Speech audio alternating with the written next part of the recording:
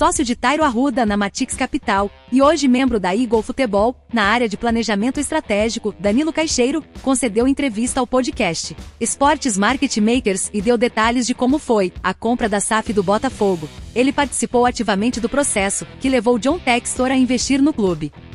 Então, a gente falou 9 meses com o Textor, eu acho que foi isso. Sei lá, junho de 2021, a gente começou a falar com ele, porque a gente viu na imprensa portuguesa que ele estava querendo comprar o Benfica, e aí o nosso sócio português, Fernando Capello, foi lá, conseguiu o contato dele, entrou em contato lá por LinkedIn, começamos a conversar, tentando falar de Portugal, só que a gente já sabia, assim, no fundo que a lei tá mudando no Brasil, vamos também botar essa cenoura ali, vamos aproveitar essa reunião para falar de Brasil um pouquinho, e foi Brasil que ele quis falar mesmo e progredir com a gente.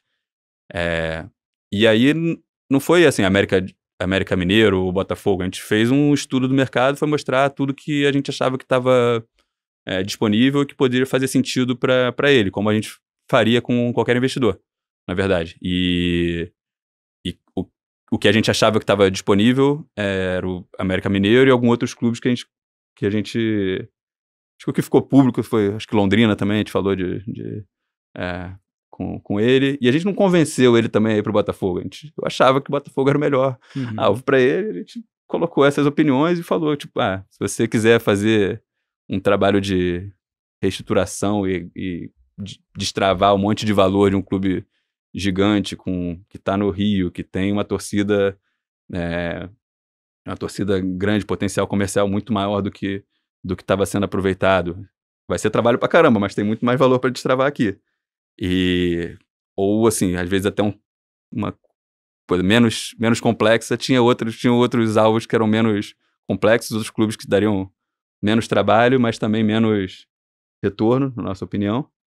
E agora, conhecendo o John melhor, era óbvio que ele iria pelo... O cara é super empreendedor, assim, se falar pra ele que existe, que dá pra pegar um retorno muito maior, com muito mais trabalho, ele vai nessa, não adianta. Eu tenho uma super curiosidade aí, que é um problema que a gente passa muito no dia a dia. Como foi destravar... no modelo associativo, né? O Botafogo, uma instituição centenária, sempre gerida no modelo de associação. Como foi fazer a transição para a SAF? É claro, né, que essa primeira leva de SAFs aí, que a gente tá falando de Botafogo, Cruzeiro, Vasco, Curitiba, tinha uma necessidade por capital, né, quase que urgente, né, de curto prazo. Mas como é que foi a transição, o diálogo com a associação? Até quanto vocês participaram para destravar esse deal aí? Não, ótimo que você levantou isso, porque isso é uma das coisas que eu sinto bastante orgulho de ter participado disso. Acho que eu e quem estava participando disso também, o Tairo, meu sócio, né?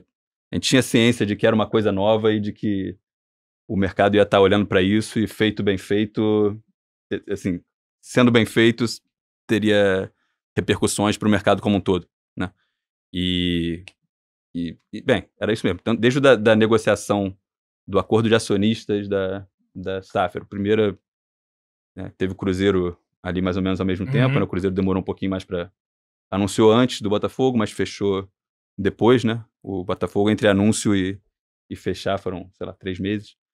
E desde a gente desenhar isso em acordo de acionistas, o primeiro acordo de acionistas de uma SAF grande, dizendo exatamente o que acontece com a propriedade intelectual do clube, como é que faz divisão da receita de não sei o quê, o que faz com o passivo histórico do clube, quais são as obrigações exatas da SAF, do investidor, do clube, como é que lida com alguns pedidos com o interesse do clube que não é só financeiro, né? Então, assim, muitos clubes que a gente falou, e o Botafogo inclusive, a princípio quer botar no contrato, não, porque se você não pelo menos ganhar uma Sul-Americana ou classificar para Libertadores, você tem uma punição. Como investidor é difícil, né? Esse tipo de coisa, né? Então, assim, tudo isso, essa primeira parte do contrato de acionista, como é que desenha isso, já foi super legal. A gente pra mim era muito motivador, porque eu tava sentindo que eu tava criando tecnologia ali, sabe? Tava criando coisa nova que ia ser utilizada. E a gente foi ficando melhor nisso. Hoje, a Matix fez 4 processos do começo ao fim, e a gente foi ficando melhor nisso mesmo. Assim, tem coisa que eu acho que a gente errou, fez mal no do Botafogo, corrigiu em outros, entendeu? Claro. E depois essa questão também de no Botafogo também ter essa oportunidade de ir para a operação, né? Então, primeira coisa, assim, tinha um monte de funcionário lá, quem que era no corporativo, quem era do marketing, quem era do RH, quem é que é funcionário agora da SAF e quem fica na associação. E no Botafogo a gente fez mesmo a divisão. Chegou um dia e falou, não, essas pessoas aqui ficam no segundo andar, todas aqui vão pro... Alguns vão ficar no sexto andar, outros vão ficar no segundo andar e acabou. Agora tem um Chinese Wall ali entre os dois, viraram empresa diferente. E como é que limita a intervenção de quem agora não tem mais governança nenhuma sobre aquilo? Tipo, como é que você bota em prática um clube associativo que sempre teve vários conselheiros que de alguma forma influenciavam, não tinha um modelo de gestão específico. Agora a gente tem um modelo de gestão na SAF, a influência que tem do clube como sócio é determinada nesse acordo de acionistas. Como é que a gente bota isso em prática mesmo, né? Então, tudo isso foram desafios que a gente foi lidando a cada um deles, assim, e melhorando também, assim, a gente foi aprendendo no caminho, e eu espero que o Botafogo tenha sido um bom exemplo para como isso é feito, que possa ser copiado pelas outras SAFs, porque deu trabalho, assim, não foi fácil fazer isso, não. Danilo, e você falou da parte agora dos conselheiros, nessa pergunta do Lucas. Como que foi a parte com a torcida do Botafogo? Que você falou do Cruzeiro, eu lembro que a torcida do Cruzeiro, né, não estava muito feliz ali, né, quando ia ter a SAF, teve ali na hora da votação ali do conselho, então bastante protesto da torcida. No Botafogo, quando vocês chegaram, o Botafogo estava na segunda divisão. Tinha acabado de subir. O aceite da torcida foi, não, legal, a SAF vai ser uma boa pra gente? Teve algum questionamento? Foi, essa parte foi ótima, na verdade. Isso aí foi fácil, porque a torcida ficou animada com isso, essa que era a verdade. O tom todo da notícia de que o Botafogo estava criando uma SAF, estava sendo comprada pelo John Textor, foi super positivo, né? Agora eu tô com dinheiro, não sei o quê. Coisa linda mesmo, assim, no dia da votação do Conselho do Botafogo para aprovar a venda, a torcida do Botafogo foi para a sede de General Severiano, fez uma festa linda pra caramba, assim. Eu fui lá meio que anônimo, fiquei pulando lá junto com a torcida também, o Tário também fez isso. Então, e a gente fez um vídeo com o John mostrando, ele ficou super animado. Mas sim, essa parte da torcida foi super aceitação. E a gente não chegou a ter nenhum momento muito crítico de sei lá, ou fracasso esportivo, alguma coisa assim que a torcida virasse contra. Teve um pouquinho ali na época da venda do Jefinho pro Lyon. A torcida, acho que não sei se entendeu bem o movimento, então criticou bastante. Mas de resto, assim, aceitação quanto ao John, a Eagle, o investimento, o fato de ser SAF, foi super positivo no Botafogo, que eu sei que em outros clubes foi um pouquinho mais complicado, né? Já que você puxou o gancho do Jefinho, acho que fala um pouco para a audiência o que é esse MCO da Eagle, o que é esse Multi-Club Ownership, como é que vocês, através de vários clubes, conseguem otimizar custos e incrementar receitas, e se talvez esse movimento do Jefinho e do Lucas Perry, em alguma medida, pode ser mais recorrente, não só no MCO da Eagle, mas em outros MCOs ao redor do mundo, e se os torcedores, em alguma medida, vão ter que se adaptar com essa nova lógica, né, de gestão esportiva ao redor do mundo. Sim, não, ótimo. Primeiro, assim, o que é o MCO e o que é a Eagle Football em si. A Eagle Football nada mais é do que uma empresa, uma holding, uma empresa que só existe para administrar outras empresas, né? E a gente tem 4 ativos grandes, que são o Lyon, o Botafogo, nossa participação no Palace e o Molenbeek. E obrigado por acertar o nome do clube aí, um dos poucos que fizeram isso. Obrigado, Pedro. Boa.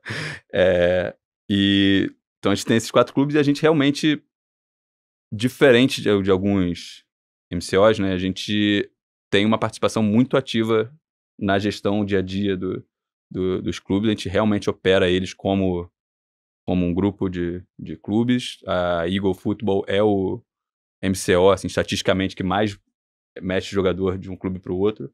porque faz parte, assim, da tese toda, do objetivo todo de criar esses caminhos para os jogadores, que os jogadores se sintam bem acolhidos na Eagle Futebol Clube, na Eagle Football, e parte disso é saber que você vai ter esses caminhos para a Europa, seja indo que é uma porta de entrada para a Europa, que é a Bélgica. Nosso time está na segunda divisão, em primeiro lugar, mas está na segunda divisão da Bélgica, então um nível de jogo mais baixo, que às vezes para um jovem brasileiro é super, super útil ir para lá, ou pro Lyon, onde a gente às vezes vê um cara que está se destacando muito no futebol brasileiro, mas que ele tem todo o perfil para ser testado e se valorizar muito mais ainda na Europa, mas que o mercado brasileiro limita ele um pouco. Então, assim, se a gente acha que é um bom alvo pro Lyon comprar, e um bom jogo, e vai ser bom pro jogador fazer isso, e vai ser bom pro Botafogo vender, a gente faz a transação mesmo entre os grupos, e aí às vezes é difícil pro torcedor entender, né? Assim, o Jefinho começou a se destacar, logo depois ele foi pro Lyon, né? Foi o primeiro cara desses. Acho que agora tá ficando um pouquinho mais normal. Acho que com o PR e com o Adrielson já foi menos traumático. Os caras entenderam que eles saem, mas vem outros que são feras também. E... É um processo de educação, né? Exato. E agora o Adrielson voltou também. O Jefinho voltou. Assim, é coisa de momento e tratar bem os jogadores. E os jogadores, quando sentem que vão estar bem tratados ali, o Botafogo fica um clube que eles querem ir, né? Diferente do que foi algum momento atrás, talvez não seja o sonho dos jogadores indo pro Botafogo. Acho que agora sim, tá com 3 jogadores da seleção, o cara vai pro Botafogo, 2 jogos depois ele tá na seleção, que nem o Alex Telles, então assim, isso, o Luiz Henrique tava no Betis, tava jogando La Liga, sempre foi um jogadoraço, mas no Botafogo ele conseguiu mais visibilidade, melhor para poder ir para esse objetivo de seleção. Então acho que o Botafogo, isso faz com que o Botafogo fique um alvo mais interessante para esses jogadores, né? Gostei. Se ninguém tinha um gancho, vou puxar um gancho exatamente nessa, bora. Vocês podem flipar. Quando vocês olham, então, o manche da estrutura da Eagle, e eu olhando na condição de um torcedor do Botafogo, eu adoraria estar presente nesse grupo vis-a-vis a tese sendo implementada e dando certo, né? Porque os resultados esportivos estão acontecendo também. Mas potencialmente, quando a gente olha um DRL do Botafogo, a gente tá falando que houve um investimento de... É o que sai na mídia, né? De 373 milhões de reais em 2023, 2024, né? Nessas janelas de transferência. E potencialmente é isso mesmo, porque muitos jogadores muito bons, nível de seleção brasileira, que é impressionante. Mas potencialmente a operação, ela seja uma operação negativa. Mas aí a minha pergunta é, quando vocês olham no manche, a estrutura da hold, fala, opa, o Botafogo pode ter uma operação negativa no curto prazo, mas potencialmente ela vai ter a estrutura, a organização completa vai ter um resultado positivo, então tá tudo bem. É mais ou menos por aí, é olhar a composição de ativos para que o todo seja positivo? Vamos falar, nem falando olhando para o todo, tá? Olhando para o Botafogo em si. Primeiro, a ideia era essa, né? Por que o Botafogo virou SAF? Por que trouxe o investimento? Né? Porque precisava de aporte de capital e com as receitas e despesas que tinha naquele momento e tendo o serviço da dívida, essa conta não fechava nunca nunca fecharia, certo? Era bem insolvente. O clube tinha 100 e poucos milhões de receita e só de juros devia ser isso também. Então, assim, como é que você toca uma empresa desse jeito? Né? Sim. Então, assim, a ideia sempre foi essa, a gente financiar perdas iniciais e fazer investimentos da Eagle mesmo, né, ou do John Textor na época, para financiar essa subida. Sempre foi a ideia, e até o que o John tem falado sobre fair play financeiro, né, tá perdendo dinheiro. Sim, a ideia era essa. A gente tem que perder dinheiro durante um tempo para fazer o turnaround. Essa não tem tradução. Essa não tem tradução, tá tranquilo. Para fazer o turnaround, né? Então essa era a ideia, esse é o plano. E aí vamos falar você falou, 370 milhões, né, de investimento, e você vai olhar o resultado do Botafogo ou de qualquer clube, como você contabiliza, claro. quão técnico financeiro eu posso Manda ver, qualquer coisa a gente aperta a tecla SAP. Vamos lá. A gente vai ver lá. Vai ter os alunos avançados que vão entender. Quem não entender, manda nos comentários. Né? Não é tão avançado, não, é tranquilo. Mas assim, a gente vai investir isso, vai aparecer lá a nossa queima de caixa, Claro. o dinheiro saindo do nosso bolso. E vai aparecer também no nosso resultado uma amortização grande do valor desses atletas, né? Só que um atleta que tem, sei lá, 21 anos de idade, 22 anos de idade, tem mais 5 anos do contrato dele, tá jogando num time que tá performando lá em cima, primeiro do Brasileiro, semifinal da Libertadores. E ainda, a não ser que ele esteja no final do contrato dele, o valor econômico dele aumentou. Então, assim, se a gente fosse trabalhar aqui em termos de amortização econômica, se a gente fosse marcar mercado, isso, a gente ganho. Sem dúvida. Tá? Então, assim, investimento, se for bem feito, ganho. E a gente está disposto a fazer esse nível de investimento porque a gente tem essa visão de que deveria ser muito maior e muito melhor do que estava antes. Então, a gente foi lá e tomou esse risco, basicamente. Né? Mas a gente já vê os resultados do turnaround, já vê os resultados. A gente quadruplicou a receita do Botafogo em 2 anos, isso com pouca venda de jogador até o ano passado. Tá vendo, mesmo sem venda de jogador, que os jogadores que estão lá hoje em dia são jogadores super valiosos, então se eu fosse realmente marcar mercado, se eu fosse pensar em valorização econômica, tá ali, tá sendo gerado esse valor. Então, é isso, a lógica é essa, tudo bem, a gente investe, a gente acredita nisso, a gente vai continuar investindo se a gente achar que tem retorno. Perfeito. Pode fazer. Eu tinha uma... foge um pouco do assunto, qualquer coisa vocês voltam depois. Tá bom. Eu queria saber mais sobre a relação com o John Textor mesmo. Você falou no comecinho assim, se eu já conhecesse ele antes, eu já ia saber que ele ia querer investir no time que talvez dê mais trabalho, mas tem um potencial de dar um retorno muito maior. Ele tem essa veia empreendedora, né, de querer tomar risco. Mas como é que foi essa construção da relação com o John, né? Porque hoje ele é uma figura, acho... Eu como palmeirense, mesmo tendo um pouco, né, das ressalvas, o botafoguense, ele virou uma figura ali, um grande personagem ali pro futebol mesmo, uma identificação com o clube, e mais do que a identificação com o clube, eu acho que, né, não só ele, né, mas vocês, de maneira geral, vocês conseguiram restabelecer e recuperar uma marca, né? O Botafogo sempre foi um time com um nome tão forte, mas não vivia anos ou talvez décadas, né, muito boas no futebol, e hoje, assim, é uma grande referência e pode virar até um benchmark para futuros times que estão na dúvida entre se virar SAF ou não, ou ter um modelo com um investidor, enfim. É um caso muito legal não só de sucesso em campo, mas de recuperação de uma marca, né? Mas queria que você falasse um pouco do John Textor mesmo, né? Como é que foi o primeiro contato, essa relação, enfim, do cliente para virar um parceiro mesmo, de fato, e hoje aí à frente do Botafogo. Claro.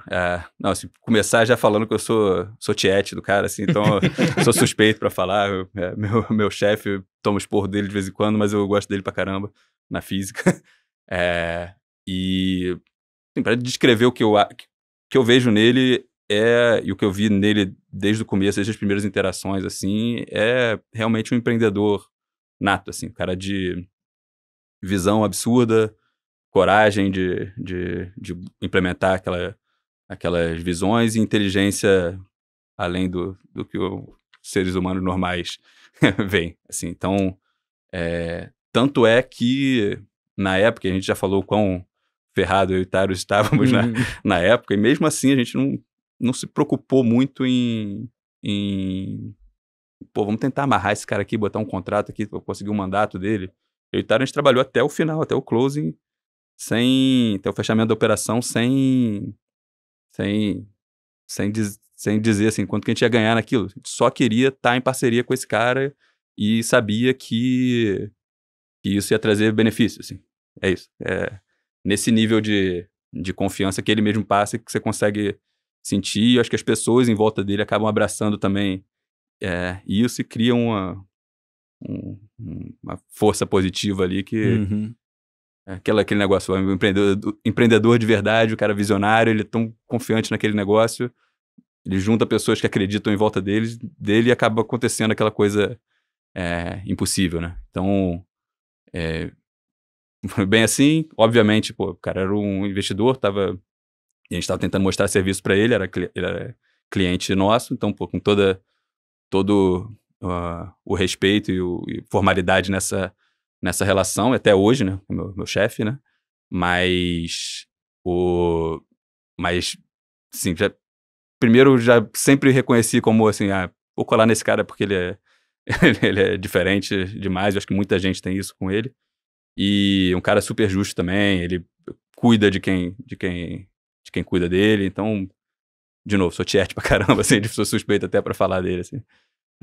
Legal.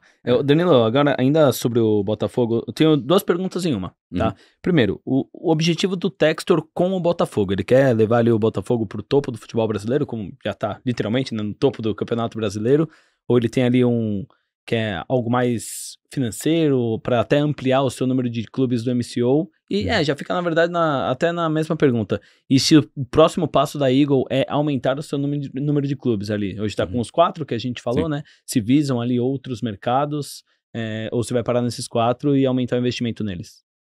Então é importante hoje em dia já deixar claro que qual a visão do John, o Textor para isso. Hoje a gente tem outros sócios na Eagle Football, né? Então, assim, a visão da Eagle a respeito do Botafogo ou de expansão, quando se perguntar isso, assim, agora é a empresa, né? Tá. Não é mais no começo realmente era o John na física, ele comprou o Botafogo na física, mas hoje em dia ele tem outros sócios, a gente tem outros clubes. E o objetivo com o Botafogo, assim, como qualquer clube nosso, a gente tem isso como visão mesmo, como MCO, de que todas essas comunidades, todos os torcedores têm direito a querer ter um clube campeão. A gente não vai em nenhum momento relegar um clube a uma posição de que, não, esse clube aqui, cara, não vou ter ambição nunca com ele tá ali para gerar jogador, para, sei lá, para fazer uma outra coisa, se ele chegar em 10º tá legal, a gente é competitivo, a gente acha que é importante mesmo esse objetivo de brigar por título sempre. Nem sempre vai dar, né, assim, tá super bem agora, esse ano a gente tá brigando por títulos, mas é oscilação de qualquer esporte, né? A gente não vai ser campeão todo ano, né? E então, sim, o objetivo esportivo é sempre performar no máximo possível que a gente conseguir, sem loucuras também, né? Mas sim. Compartilhe sua opinião nos comentários. E se você gostou do nosso conteúdo, não se esqueça de deixar seu like, se inscrever no canal e ativar o sininho para não perder nenhuma novidade sobre o Glorioso.